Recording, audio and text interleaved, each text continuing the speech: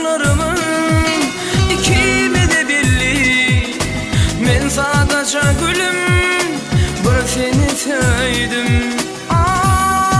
Seni gülüm der kimin söyübüne, yaşadığım acısını bile bile, sevabını günahını yaşadım, yüreğimde sen adın. Seni gülüm der kimin söyübüne, yaşadığım acısını bile bile, sevabını günahını yaşadım, yüreğimde sen adın.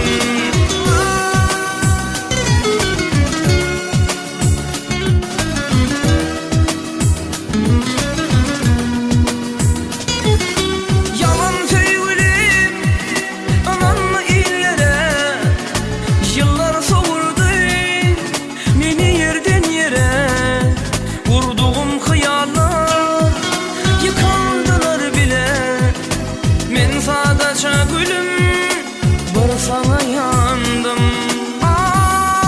Seni gülüm der kimin söyübüne, yaşadığım acısını bile bile, sevabını günahını yaşadım, yüreğimde sen adın. Seni gülüm der kimin söyübüne, yaşadığım acısını bile bile, sevabını günahını yaşadım, yüreğimde sen adın. Aman aman Allah'ım karşımallı bu aşk içinde yandım.